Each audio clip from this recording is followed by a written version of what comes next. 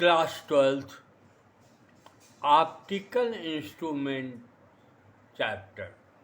इसमें मैंने simple microscope आपको पढ़ा दिया, उसके न्यूमेरिकल भी बताए। अब हम आपको कंपाउंड माइक्रोस्कोप पढ़ाने जाते। कंपाउंड माइक्रोस्कोप ये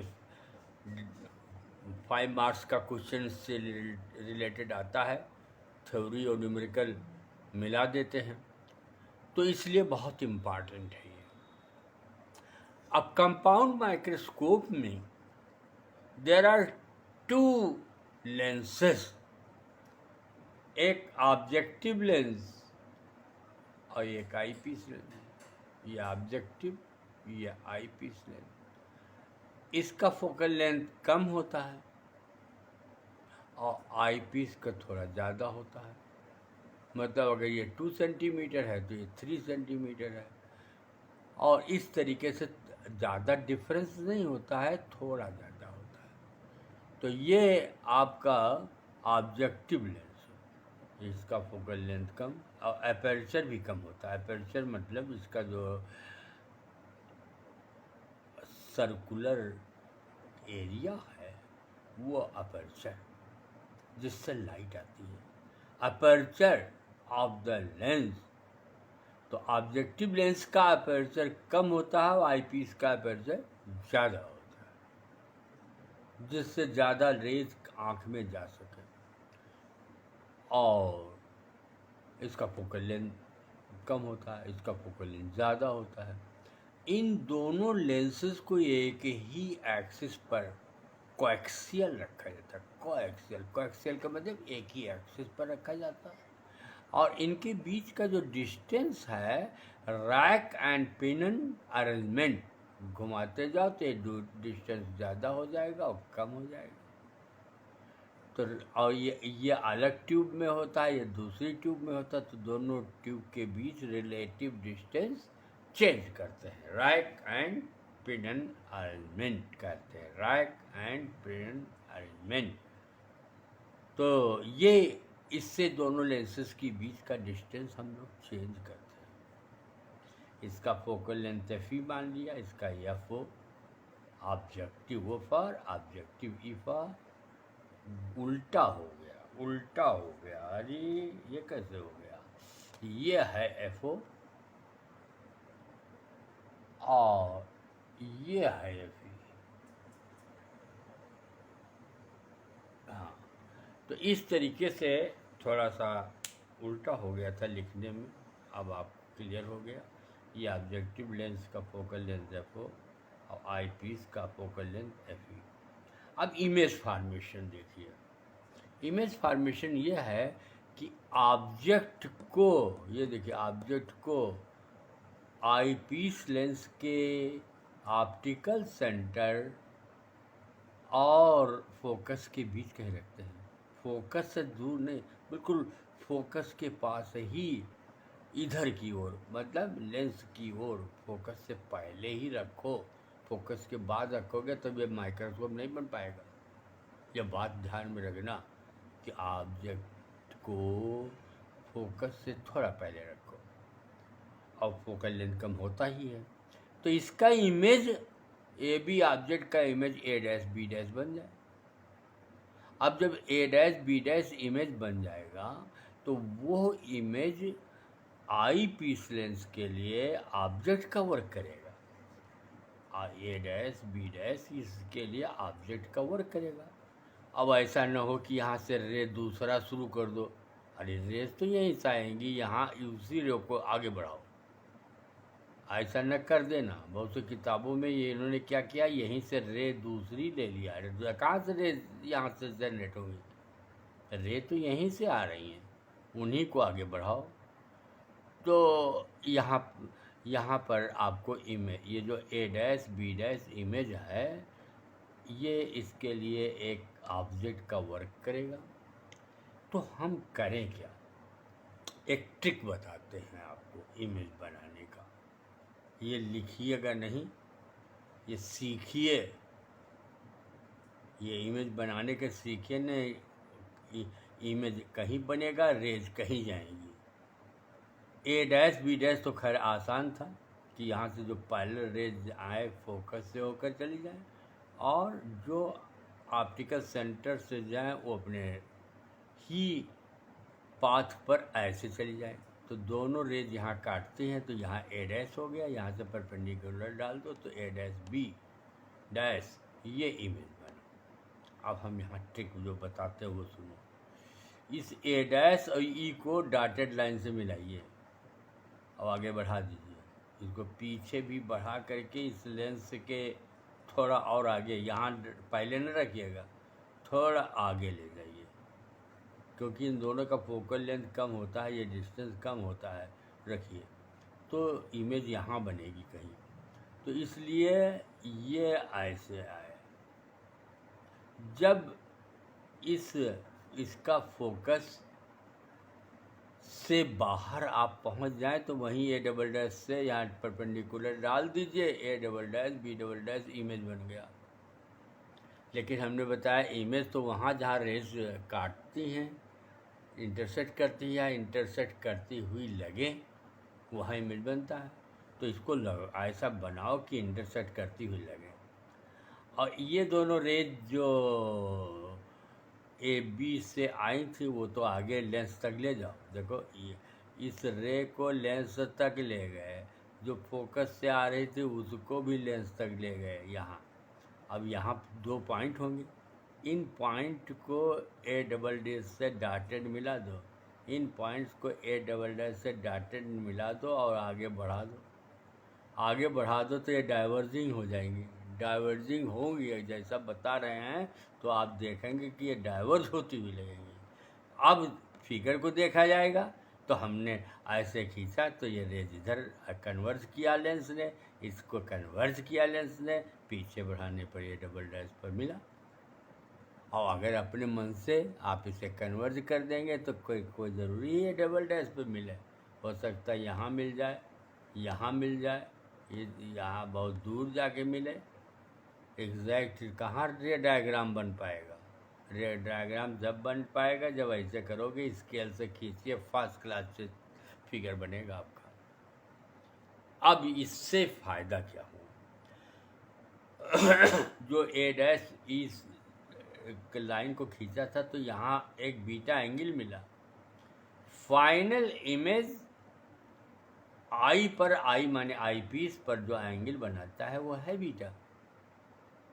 अब रह गया ऑब्जेक्ट को, जब डी डिस्टेंस पर तो ऑब्जेक्ट अलग बनाओ, ऑब्जेक्ट अलग बनाया और डी डिस्टेंस पर रखा, यहाँ आई तो उसने अल्फा बनाया, तो दोनों एंगल मिल गए, बीटा और अल्फा। तो इस तरीके से कंपाउंड माइक्रोस्कोप में फिगर बनता है और वर्किंग यही है कि आपका final image A double dash B double dash मिला, मैग्नीफाइड है, आँख से आप इसे देख रहे हैं यहाँ पर। अगर ये डिस्टेंस ऑफ डिस्टिंक्ट विजन हो गया तो मैग्नीफाइड भी है और आप क्लियरली देख भी रहे हैं डिस्टिंक्टली, तो हो गया माइक्रोस्कोप का वर्क कि माइक्रोस्कोप से आप ऑब्जेक्ट को डिस्टिंक्टली और मैग्नीफाइड देख रहे हैं। अब देखिए इसका मैग्नीफाइंग पावर की हम डेफिनेशन बताएंगे और उसके बाद जो है आपको हम का फार्मूला ड्राइव कर देंगे।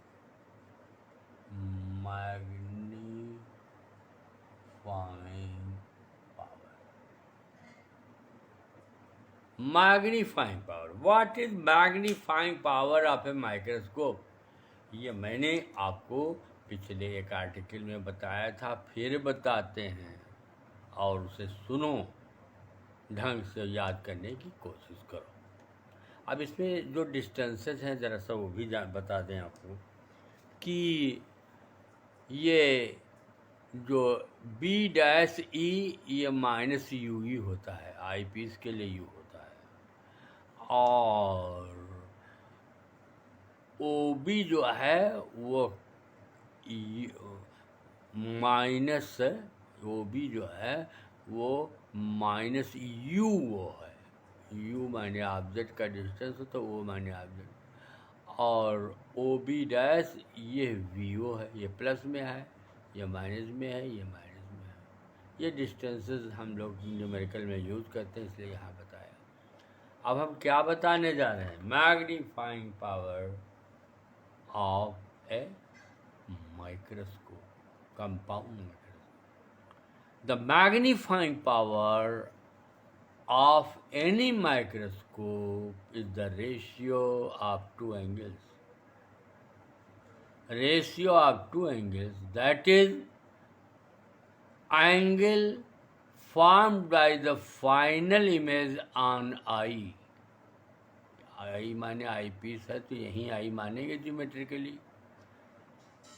Angle subtended by final image on eye and object on eye.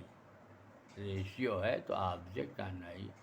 When object is considered to be placed at the distance of least distinct vision D माने 25 सेंटीमीटर। ये डेफिनेशन है।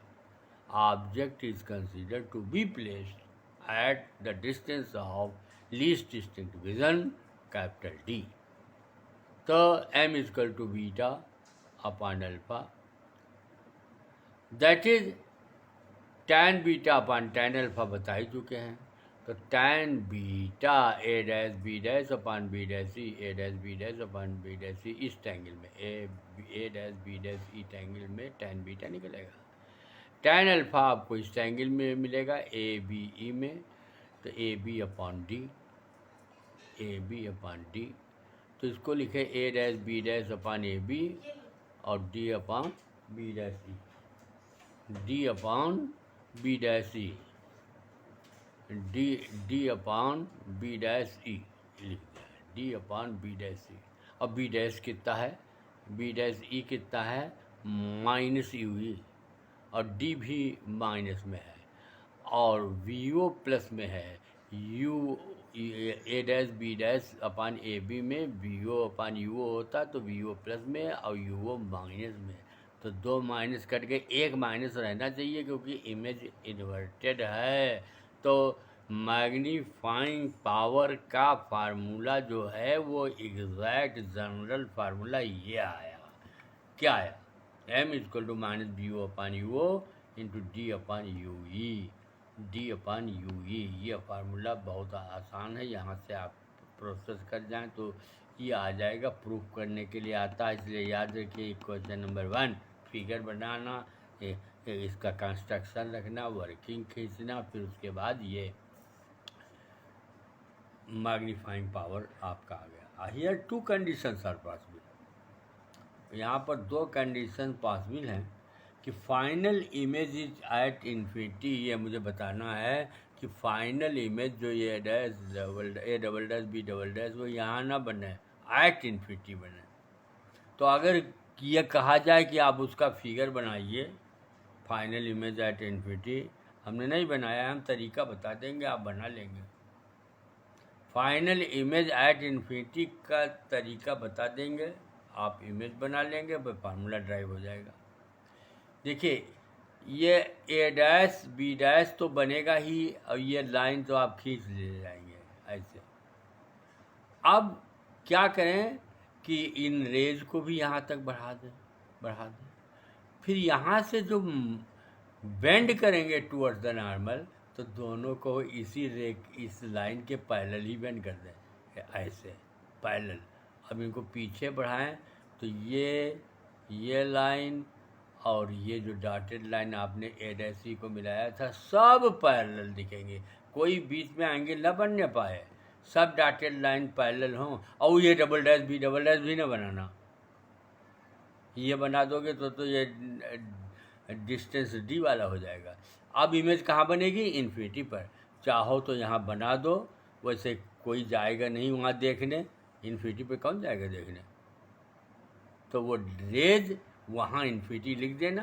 ये ऐसे इन्फिनिटी लिख दिया है, इस तरीके से यहाँ इन्फिनिटी लिख दिया। वो जो रेज जा रही हैं यहाँ से जो रेज जाती हैं, ये ये रेल जो जा रही है, ये रेल पैरेलल जाएंगे, पैरेलल जाएंगे, और यहाँ पर लिख दीजिए इन्फिनिटी। ये नहीं बनाना है, ये नहीं बनाना। आपको इन्फिनिटी पर बनाना हो तो यहाँ बड़ा सा बना दो, ताकि समझ जाए कि इन्फिनिटी पर ईमेल, लेकिन उसका किसी से कनेक्शन नहीं, कोई रे काटने वाला नहीं, क्योंकि पैरेलल रेल मिलती नहीं है कहीं। तो वो बन जाएगा ऑब्जेक्ट, वो इमेज एट इन्फिनिटी, जिस कंडीशन को हम बता रहे हैं। तो final image is at infinity. तो कब बनेगा? जब ये यू ई जो है एफ ई के बराबर हो, फोकस पर, बी कहाँ, बी डैश कहाँ हो, फोकस पर। तो उस समय ये U E equal to F E, U E equal to F E फार्मूले में रख दो इसमें। तो यम का क्या फार्मूला हुआ? इनफाइनाइट पर बनने के लिए फार्मूला हुआ minus B O upon U O D upon F E, minus B O upon U O D upon F E. तो मैग्नीफाइंग पावर तो ऐसे निकल आएगा, इसकी तो कोई यूनिट होती नहीं, तो रेशियो ऑफ टू एंगल्स है। लेकिन ये पूछ सकते हैं कि समय जो डिस्टेंस है, ये डिस्टेंस निकालना चाहते हैं, ये distance between the two lenses. तो ये तो बी ओ है ही है, ये होगा एफ ई। तो इस समय distance between the two lenses is how much? ये है, दे बताओ, ये है, ये है। क्या लिखा है? V O plus F E, ये डिस्टेंस। कभी कभी न्यूमेरिकल में आता है डिस्टेंस निकालिए, तो एफ ई दिया होगा, तुम वी ओ निकाल करके ऐड कर दो। बड़ा अच्छा न्यूमेरिकल बनता है इसका, बताएंगे भी। फिर उसके बाद दूसरी कंडीशन जो हमने बताया, final image at the distance of least distinct vision, जो फिगर में है। ये लीस्ट डिस्टिंक्ट विजन पर यहाँ फिगर में हमने बना रखा है। तो v equal to minus D हो जाएगा, v equal to minus D. इसमें थोड़ा ट्रिक है, ज़्यादा देखते रहना।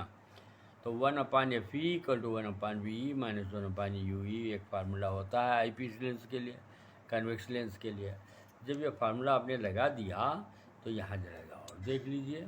तो 1 अपान एफ ई, वी ई की जगह माइनस डी लिख दीजिए, V equal to minus D, तो माइनस डी लिखिए, माइनस 1 अपान यू ई। अब यू ई को निगेटिव कर दीजिए, क्यों? क्योंकि यू ई यहाँ निगेटिव है। जो वैल्यूज पुट करेंगे तो वहाँ पर आपको यहाँ पर निगेटिव रखेंगे, तो फार्मूला बनाना है ना। तो वैल्यूज समझ लीजिए पुट हो गए यहाँ पर, तो ये प्लस हो जाएगा। तो ये आएगा 1 upon U E equal to 1 upon F E, और ये भी जाकर 1 अपान डी हो जाएगा। डी से पूरे को मल्टीप्लाई करिए, तो D upon U E equal to 1 plus D upon F E, यानी आपको मिल गया डी अपान यू ई मिल गया। और डी अपान यू ई मिल गया तो उठा के फार्मूले में रख दीजिए। कौन से फार्मूले में रखोगे? ये इस फार्मूले में रखोगे, ये इस बार 1 में। M equal to minus B O upon U O D upon U E की जगह पर 1 plus D upon F E रखिए, यानी आप क्या रखेंगे इसकी जगह पर? इसको जगह रखेंगे, ये रखेंगे डी अपान यू ई की जगह लिखेंगे 1 plus D upon F E. तो ये 2 था, 1 और 2 से फ्राम 1 एंड 2 लिख दिया। M equal to minus B O upon U O और 1 plus D upon F E. तो ये जब final image at the distance of distinct vision बने तो मैग्नीफाइंग पावर ये आया, और पहले वाला इनफाइनाइट पर आया। उससे ये ज़्यादा होता है मैग्नीफाइंग पावर। कभी एक नंबर का क्वेश्चन हो सकता है कि कौन मैग्नीफाइंग पावर ज़्यादा होता है? जब डी डिस्टेंस पर हम लोग इमेज बनाते हैं। और इस समय अगर डिस्टेंस पूछें लेंसेज के बीच में, तो वो होता है V O plus U E, V O plus U E. और यू ई निकालने का तरीका वही है, 1 upon F E equal to ये 1 upon F E equal to minus 1 upon D, और यहाँ प्लस 1 अपान यू ई हो जाएगा, यहाँ minus minus plus 1 upon U ई हो जाएगा। तो यू ई यहाँ से निकल आएगा, डी दिया है 25, एफ ई दिया रहेगा, तो यू ई निकाल लोगे। और वी ओ एफ ओ दिया होगा, यू ओ दिया होगा, तो एफ ओ निकाल लो, वी ओ निकाल लोगे। और वी ओ यू ई जो ऐड कर दोगे तो distance between the two lenses निकलेगा। इसके न्यूमेरिकल ऐसे लगते हैं। प्रूफ भी याद कीजिए, फिगर याद कीजिए, और न्यूमेरिकल जो बताएंगे वो तो आपको लगाना ही पड़ेगा।